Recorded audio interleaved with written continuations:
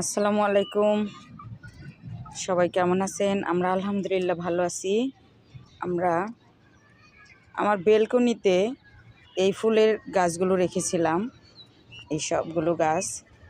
বেলকনিতে ফুল গাছ রাখলে কি হয়, রোদটা একটু কম পায়, যার কারণে গাছগুলো অনেকটাই তার সৌন্দর্য হারায়।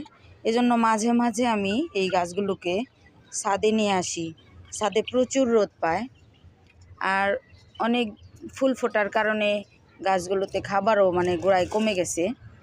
এখন এই ফাঁকে এই যে আমার হাজব্যান্ড এগুলো মাটি কিছুটা নামিয়ে আবার রেডি করা মাটি, গোবর সার মিশ্রিত মাটি আমি এই যে বস্তায় রেডি করে রেখে দিয়েছি। এখান থেকে সে আবার এই গাছের গোড়ায় দিয়ে দিবে। এই ফাঁকে গাছগুলোকে সারও দেওয়া গেল। আর বেলকনিতে বসে এই কাজগুলো করতে গেলে বেলকনিতে মাটি পড়ে নোংরা হয়ে যায়। এইভাবে গাছগুলোতে আবার সার দিয়ে পরিচর্যা করে আমি 2-3 দিন পরে আবার বেলকনিতে নেব। এইভাবে আবার মোটামুটি 15 দিনের মতো রাখলেও কোনো সমস্যা হবে না, গাছগুলোতে আর খাদ্যের অভাব হবে না। আসলে সুন্দর কিছু পেতে হলে তার পিছনে অনেক পরিশ্রম দরকার। তো দুজনে মিলেই খুব ঘুরে সেই কাজগুলো করতেছিলাম।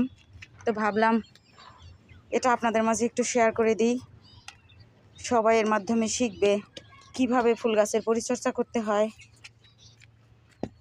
এই যে গাছগুলো ছাদে বেলকনিতে ছিল, অনেকটাই মলিন হয়ে গেছে। তো এখানে খাদ্যের প্রয়োজন।